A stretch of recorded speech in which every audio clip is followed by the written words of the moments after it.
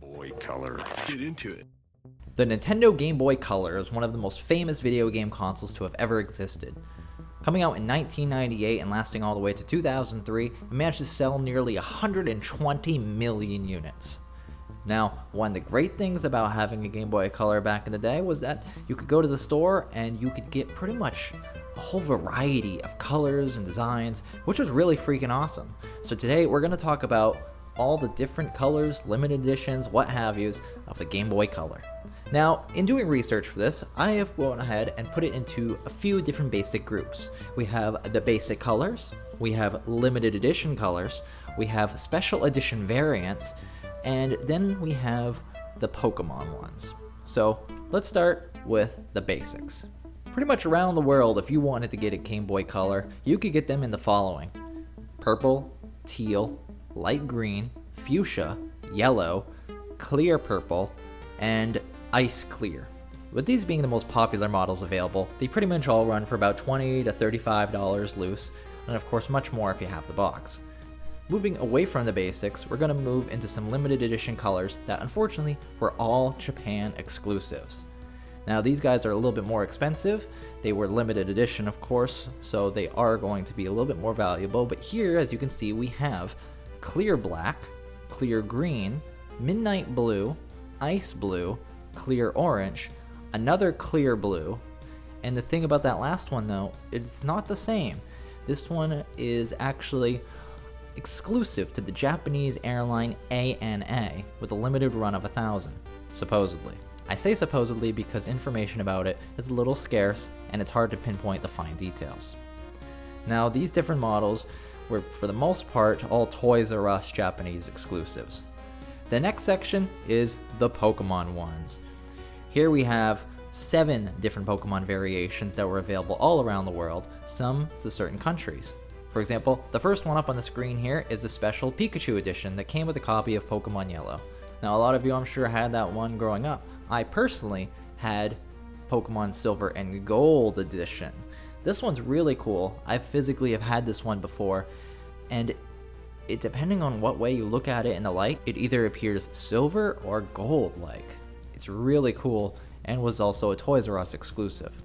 Now we have 2 Pokemon Center editions. Today, a lot of you might be familiar with the Pokemon Center website, where you can order exclusive Pokemon merchandise. Aside from the Pokemon Center website, they actually had several stations all across Japan and a few other countries where you could actually go into a Pokemon designated store.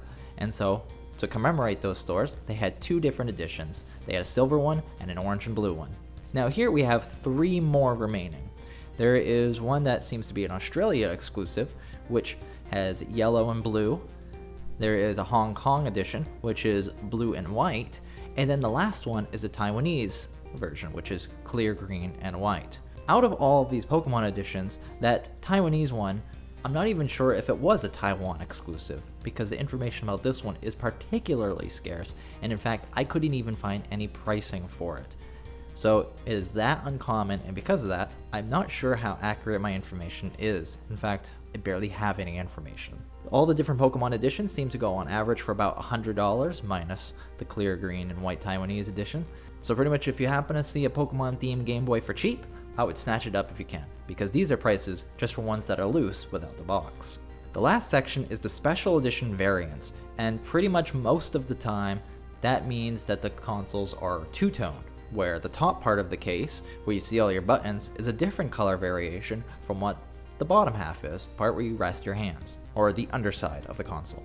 These special editions are put into 3 subcategories: the promotion of a company, the promotion of a product, and just plain old game bundles. So let us start off with the soft drinks. There was Mirinda and Yetagun. I'm sorry if I mispronounced those, but those 2 soft drinks appeared to be something that was released in Turkey and possibly other parts of Europe. As far as the rarity of the Mirinda version goes, I actually couldn't find any recent pricing or any information surrounding that product, meaning to me that it seems to be significantly rarer than some of the other Game Boys on this list. The Yetagun one, I happened to find one sealed that was around for $250. So based on pricing information when I'm doing some research for other Game Boys on here, I would value that a loose one might be closer to around $90 or so.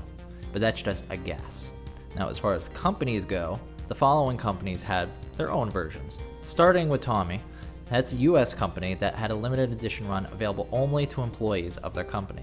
These are actually quite common and only go for about $25 to $50, not really making it anything rare or valuable.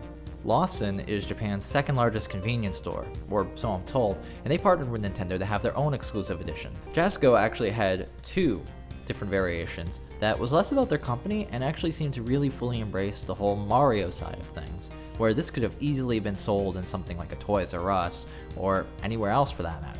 So not really seeing the Jasco connection only, but it was made to celebrate their 30th anniversary of the company. And like I said, they have two different versions. One's more of a purple hue that's clear, and the other one is just plain white clear. Both typically go for around $100. Now there's two companies left on this list. I know earlier I didn't mention one of them if you're counting, but because I'm lazy I didn't want to go back and edit it. The first one of course is Hookups, which is a skateboarding company.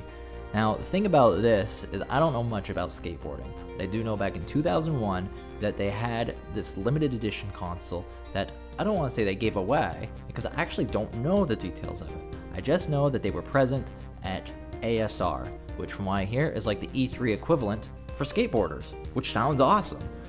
Now, I don't know, like I said, how you actually obtained it at this event, and it didn't actually come in a box as far as I can tell, but just this plastic bag. So I really just don't know much about it. Is it a box in a plastic bag? I'm not really sure. The information about it is so scarce that, as you can imagine, once again, for this one, I don't even have a price to give you. Now, last company on this list is, sorry if I butcher this, Sutia.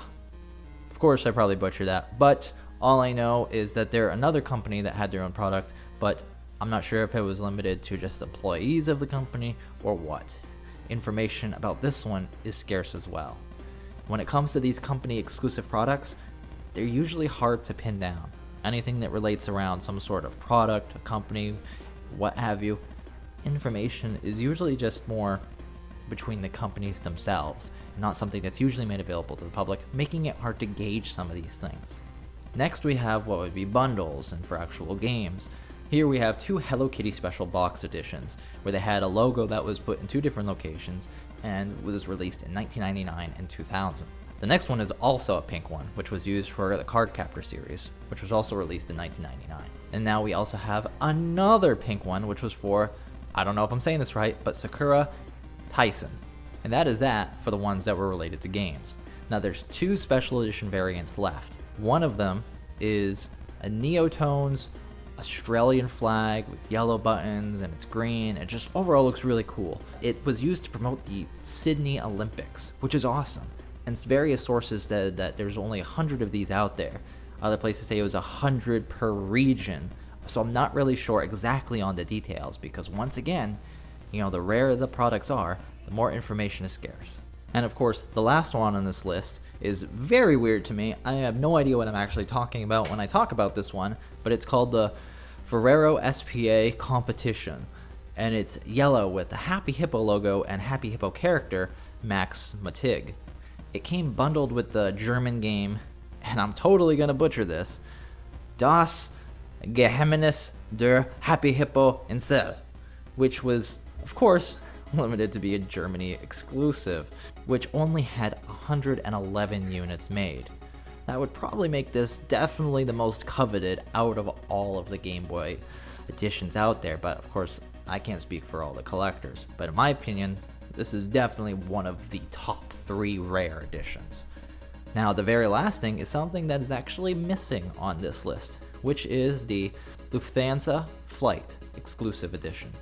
Wow, this thing is so rare, so unusual, I don't really know anything about it other than bits and pieces that I've been trying to put together.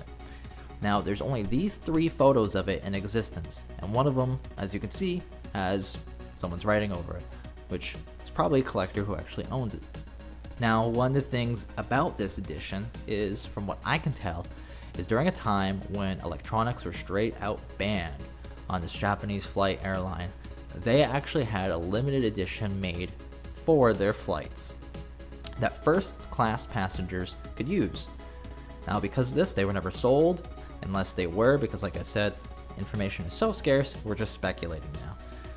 So, From what I could tell, is that it's an in-flight exclusive, never meant to be sold, never was sold, no idea how many exist, and it is super rare. This show is meant to showcase things that are official and awesome. Now, of course, with so many websites out there, just take everything with a grain of salt, especially the rarer an item gets. So, I hope you guys enjoyed this video. In the future, I probably might do something on Nintendo 64s and other things like that are similar to this. So, I hope you enjoyed. If you did, hit that like button, maybe even subscribe. Leave a comment on what you guys would like to see for a video game franchise, or even different variations of consoles that you'd like me to cover in another episode. And have a great day. Thank you for watching.